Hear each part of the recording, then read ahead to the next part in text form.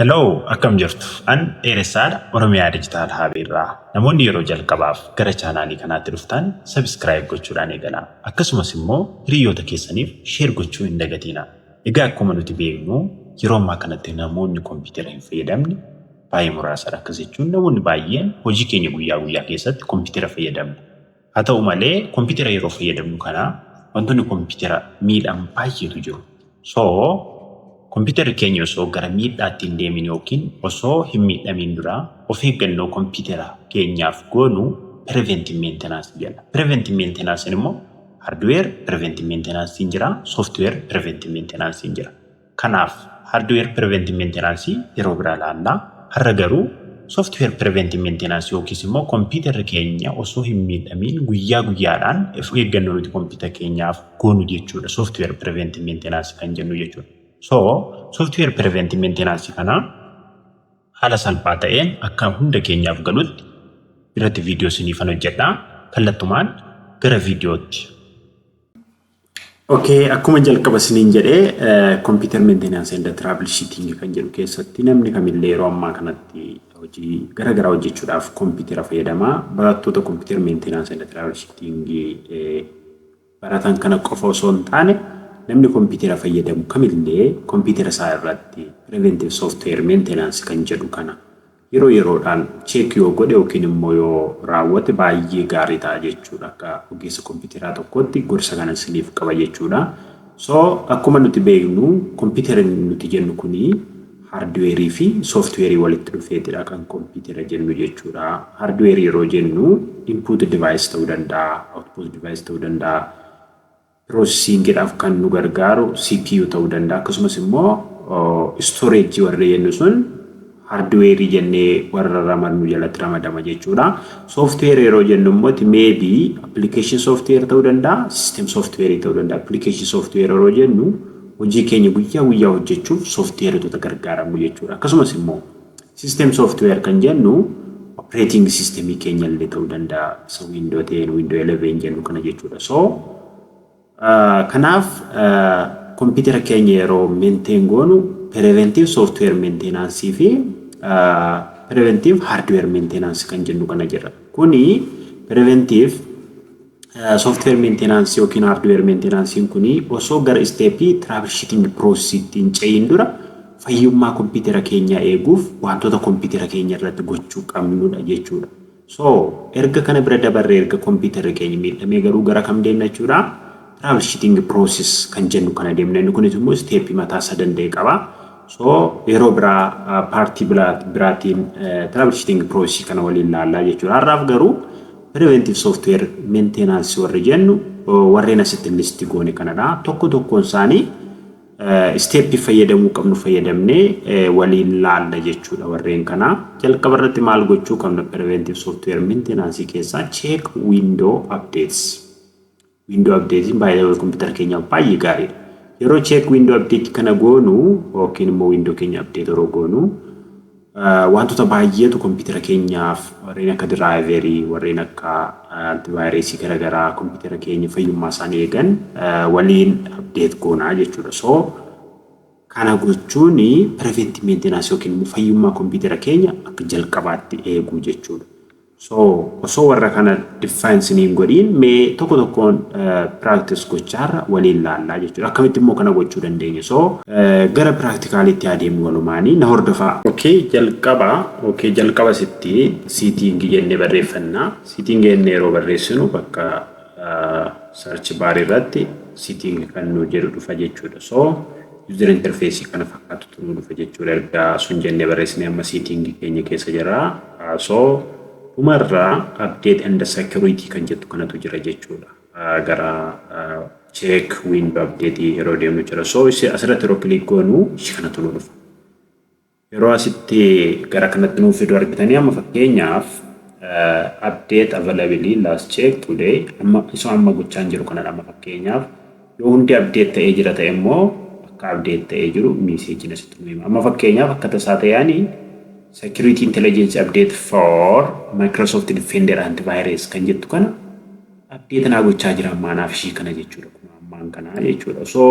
Kun hin barbaachisu ta'e immoo ta'ee jira updating kee homaan hin barbaachisu naan jedha. Kan keessan garuu kana darbaa yoo eeggootanii hin beektan ta'e hanga 20 faayoo sii gadee kan isiniif dammaaf kan qoshuma kana qofa update naa gochaa jira jechuudha. So kana hanga xumurutti amma percentage 0 irra jira installing gochaa jira. Ishii kana dhibbanaa ta'e amma argitanii. So erga download godhee xumuree ofuma isaa bakka security intelligence update for Microsoft jettu sun ofuma isaa bakka jiruutiif jechuudha. Argitanii ishiin dhibba xumure last check today to 17 PM so amma saatii muammarra jiru kana jechuudha. Yeroo biraatiif check for update asirratti click godhee woona wanti na barbaachisu jiraate asirratti taasisaa jechuudha. Kana achi argitanii right naa godheera naaf homaa hin barbaachisu update ta'ee jira jechuudha. Kan asirratti garuu kan namoota baay'ee yeroo diimaa ibsullee jira. So sun update gochuu hin dogongoriinaa jechuudha. Tokko kuni preventive maintenance kan jennu keessa isa jalqabaati. So gara lammaffaatti immoo dabarru gara lammaffaatti immoo dabarru disk clean up. Ishiin kun immoo baay'ee murteessituudha jechuudha kompiitara keenyaaf disk clean up kan jettuuni.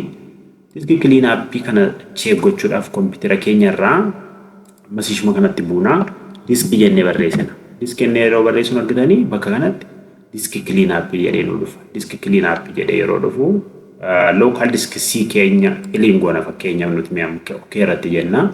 Yoo barbaanne D yoo barbaanne operating system keenya local disk C irra jira waan ta'eef ishumatu nu dhufa jechuudha. So ishii kana xiqqoon eegnaa hanga xumurutti. As keessatti wanti clean ta'u maalidha? Temporary file computer keenya jiru kan nun barbaachifne jechuudha.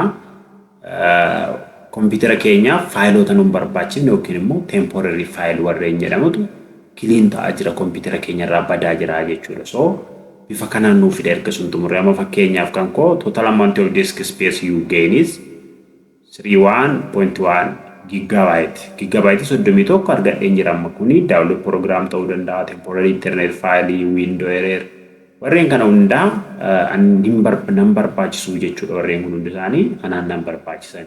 So kanaaf maalan godhaa clean up system file ishii kanarratti click kan godhaa jechuudha. Suniin booda ammas ishii kana na gaafata gigabyte 31 sun kompiitara koorraa firii naa taasisa jechuudha nan barbaachiftu ishiini. So hanga xumuraatti ishii ganaa mallee message dhufu hin jira hanga xumuraatti ni eegna ishii. Kun akkasitti warri na dura delete godhi jedhee sun naaf delete gochaa jira jechuudha.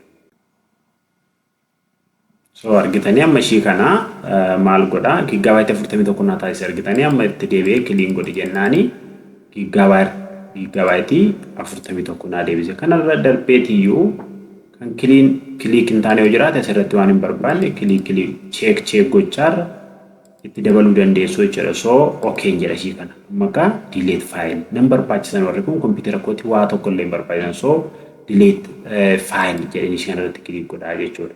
Delete file on jedhee asirratti gigabyte 41 free naa taasisa jechuudha. So ishii kana xumurreerra karaa kanaan window keenya yookiis immoo disk keenya clean gochuu dandeenya. Kun eeggannoo nuti kompiitara keenyaaf osoo kompiitara keenya hin miidhamin yeroo baay'ee kompiitarri keenya busy ta'e kan jennu sun sababa kanaattidha jechuudha. Kana yoo goone yeroo yeroodhaan kompiitara keenyaaf baay'ee gaariidha jechuudha. Okay kan biraa disk clean up yoo kanaan xumurree clean temporary internet file ishii kana maal goona as keessatti xumuruu dandeenya. Ishii kana as keessa illee jirti. Clean temporary internet file kan jedhu kana garuu akka qofaatti amma fakkeenyaaf ani kana fayyadama Chrome fayyadamuu dandeessu. Internet file browserii fayyadamtan irratti hundooftaniitidha. Browserii yeroo baay'ee kompiitara keessa irratti fayyadamtan irratti hundooftanii kompiitara keessan irraa tokkuma bantu. Okay, anaaf amma browseriin kun naa banamee jira yeroo baay'ee ani asirratti fayyadama waan ta'eef waan unnecessary internet file illee asumarra jiru jechuudha. So sarara sadii jirtu kanatti bu'aa kan keessan irratti akkasumatti jira. Erga achirratti bu'ee history ishii jettu kanarratti bu'aa jechuudha. History ishii jettu kanarratti erga click godhee wanti ani waggaa kana guutuu search gochaa tureeru asumarra jiru jechuudha. Wanti ani search gochaa tureeru asumarra jiru. So maalan godha clear recently history hin barbaachisani kunis warri barbaachisu yoo nu barbaachisu jiraate isaaniin hambifnaa kanarraa hafe homaa number browse and downloading history cook and site temporary cache file warreen kana hundasaa everything yoo hin jedhe kan waggaa kana yoo barbaade immoo sa'aatii 12 yoo barbaade sa'aatii 2 dura yoo barbaade last 4 hour gochuun danda'ani garuu everything iyyuu balleessuu nan danda'a sun booda clear ishee kanarratti click goone wanti yeroo internet fayyadamu computer keenya busy nu jalaa taasisu nurraa badaa jechuudha. So ishii kanarratti yoo barbaadan siin clear gochuu dandeessu jechuudha. Ammaaf clear gochuu hin barbaanne. So ishii kanaan illee unnecessary internet file ishiin kun ishii duraa sunidha waan ta'eef keessa illee kan nuti xumura rakkoon qabu ankoos haa xumuruu nan dhiisammaa fi kan biraa removing unnecessary program.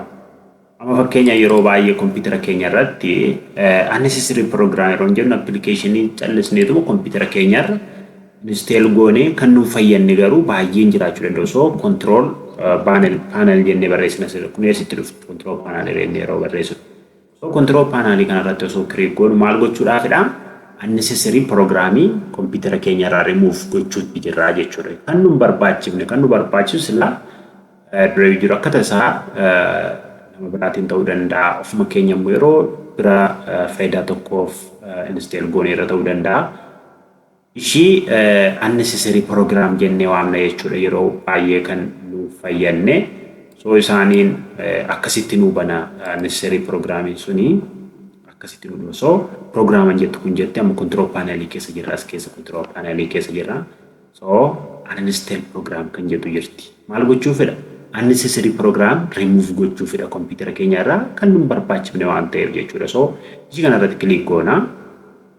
Uninstall program kan jettu kanarratti click erga booda xiqqoo busy ta'a. Software on computer korra jiru akkasitti naa dhufu jechuudha software on. Ani ammas keessaa baay'een isaanii kan na fayyadanis jiru kan na fayyadnes hin jiru. Akka tasaa yeroo tokko faayidaa yeroo xiqqootiif jedhee yookiin immoo hojii tokkotti hojjechuuf jedhee install kanan godheeru jiraachuu danda'u. Isaaniin kan nan barbaachifne as keessaa tokko tokkoon remove gochuu nan danda'a jechuudha. Remove kanan godhu immoo fakkeenyaaf anaconda kana sun asirratti click godhee ergan click irratti godhee booda ani amma uninstall gochuu hin barbaadu software kana nan barbaada waan ta'eef akka baduu hin barbaadu fakkeessanii argisuudhaaf malee. Erga asirratti gurraachessi yookiin immoo highlight godhee uninstall kan jettu iddoo kana jirti. Uninstall jettu kanarratti click kan godha kun computer koorraa ni bada ni gaafata yes hin barbaadu yoo jedheen computer koorraa badaa jechuudha. So unnecessary programming computer keenya irraa bifa kanaan remove gochuu dandeessu. Kun ishii disk clean app suni hanga xumurutti dhiisa akkasumatti yeroo dheeraa fudhachuu danda'a. Another thing is installing malware bytes and malware recommended kan ta'u yeroo baay'ee Microsoft Security Essentially warreen sun computer keenyaaf antivirus garagaraa install gochuu jechuudha. Garuu yeroo ammaa kana computer keenya hanga antivirus install goonee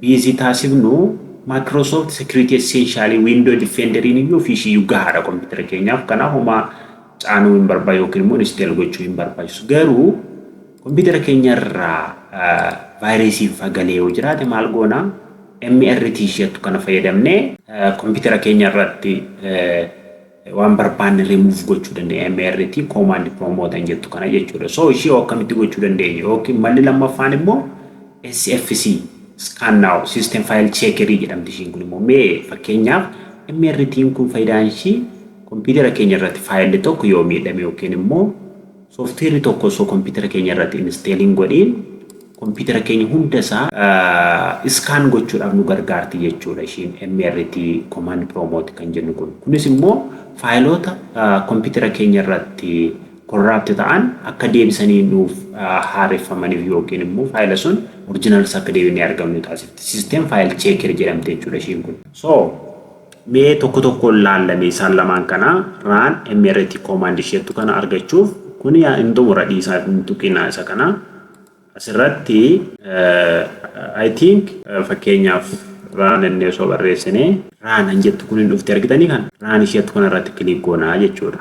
Run hin jettu kana irratti erga click goonee booda mallattoo kana nu dhufa. Ani kana dura taasisee jira waan ta'eef MRT kana ishiin kun MRT kana irratti click yoo goone waan itti aanee dhufu waliin laalla. Raan jennee erga barreessinee booda raanii sun keessatti immoo bakka duwwaanuu dhufe irratti MRT jennee barreessinaa jechuudha. MRT jennee barreessinaa. Kompiitara keenya bifa suniin iskaan gochuu danda'e xiqqoo eegna. So MRT sun yeroo kompiitara keenyatti install goonu kanatu nu dhufa. Bifa kana fakkaatee nu dhufa. So yes jennaan nuti yes gochuu barbaanne irra waan ta'eef jechuudha.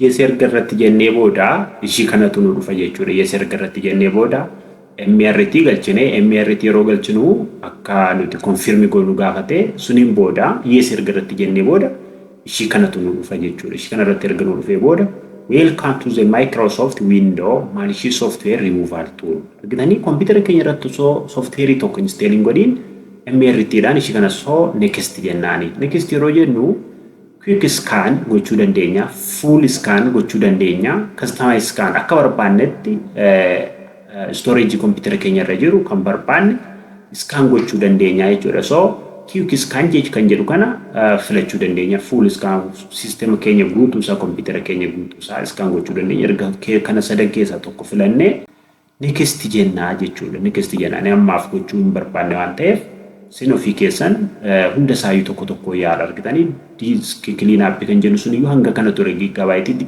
41 sun kompiitara koorraa balleessaa jiran illee yeroo dhiyoo balleessee hin beeku waan ta'eef jechuudha. So ishii kanas next jechaan akkasumatti ishii kana ni eegalchiistu jechuudha. Ani ammaaf hin barbaadu lulala busy godha waan ta'eef nan dhiisa. So erga kana taasifnee kan biraa maalidha?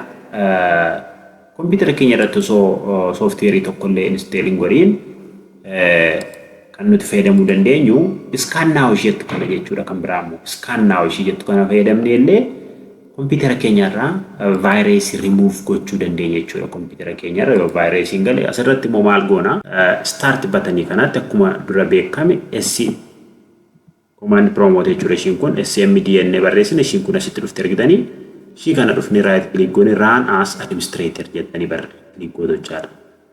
SMD jettanii erga barreessitanii booda asirratti SMD erga jettanii barreessitanii run as administrator jettu right click erga irratti gootanii booda jechuudha.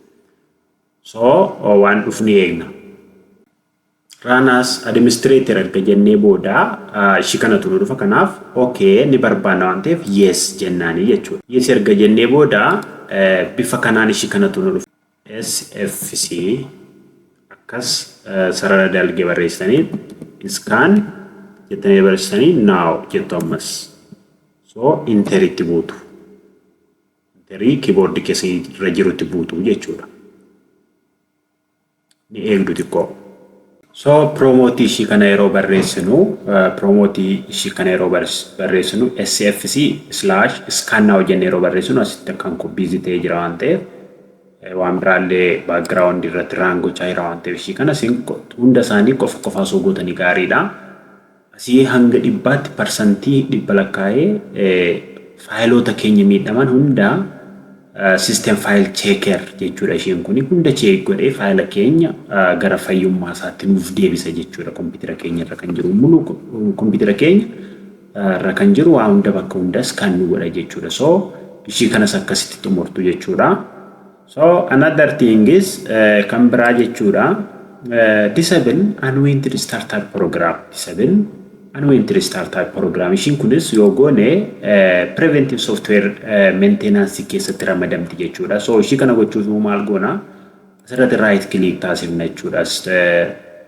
Task bar kana irratti erga dhufnee booda right click yeroo taasifnu kanatu nu dhufa. Erga kun nu dhufee immoo task manager kan jedhu jiraas. Task manager irratti yeroo click goonu box ishii kanatu nu dhufa yookiin immoo ishiin kun yeroo dhuftu ishii kana ni guddifanna. Erga guddifannee booda more detail kan jedhu jira. More detail kan jedhu kana jala jira. Argitanii kompiitara keenya akkamitti akka hojjetu hundi asirra jira jechuudha. Argitanii performance kompiitara keenya ilaaluu yoo barbaanne asitti CPU memory hangam akka fayyadamaa jiru yoo ilaaluu barbaanne CPU hangam akka fayyadamu ilaaluu yoo barbaanne hundi isaa asuma keessa jira jechuudha. So memory keenya kun immoo CPU keenya akkamitti fayyadamaa akka jiru memory diskii keenya akkamitti fayyadamaa akka jiru kompiitarri keenya hojjechaa jira jechuudha. Amma akkatti calculation akkasitti hojjeta internet akkamitti akka fayyadamaa jiru wifi akkamitti akka fayyadamaa jiru hundi isaa asuma mul'ata jechuudha. So performance computer keenya suniin beekuu dandeenya jechuudha. So application history kan jedhu jira. Garuu ammaaf processoriin immoo fakkeenya argitanii tokkoon applicationii computer keenya irratti run ta'aa jirtu CPU keenya fayyadamaa jirti jechuudha. Percentage 28, memory keenya immoo percentage 75, diskii keenya percentage 100. Akkasitti hundasaa graphical processing unit keenya percentage 22 kan akkasitti fayyadamaa jirra jechuudha. Ammaaf garuu kan nuti barbaanne maalidha? Startup programming ishii kana. Unwanted startup programming disable gochuu. Ani amma fakkeenyaaf baay'ee isaanii disable godheen jira argitanii asitti. Bakka kana dhuftanii kan barbaadan disable gootu jechuudha. Fakkeenyaaf everything kan jettu kana enable taasiseen jira. Ishee kana right click godhaan disability jijjiiraa jechuudha. Kompiitarri keenya akka banameen kompiitara keenya wajjin softweerii banamanii nu rakkisan yeroo baay'ee yoo argitaniitu ta'e kompiitara keenya wajjin direct yeroo kompiitara keenya bannu ani amma hanan barbaade qofa nan biseera malee warreen kan disable godhee jira jechuudha. So warreen kana abbaa barbaadan disable gochaa abbaa barbaadan immoo enable gochaa kompiitara keessa fayyummaa isaa eeggachuu dandeessu jechuudha. So warreen kun hundi isaanii gosoota maintenance keessaa software preventive maintenance jedhama jechuudha. Software preventive maintenance kana kan goonu immoo fayyummaan kompiitara keenya eeggachuudhaaf iddoo kompiitara keenya homaan ta'in. So hiriyoota keessaniif share gochuu hin dagatinaa. Yeroo biraa travel sheeting illee waliin ilaalla. Akkasumas immoo travel sheeting yeroo jennu immoo kompiitara keenya erga miidhamee maloota ittiin fayyifachuu dandeenyu yookiis immoo maintain gochuu dandeenyu jechuudha. Akkasumas immoo har'a kan nuti waliin ilaalle software preventive maintenance dha. Hardware preventive maintenance immoo kamitti akka gochuu dandeenyu viidiyoo biraatiin walitti deebina jechuudha. Kanaaf hiriyoota keessaniif share gochuu hin dagatinaa. Subscribe yoo gootan immoo baay'ee natti tola jechuudha. Galatooma yeroo gaarii.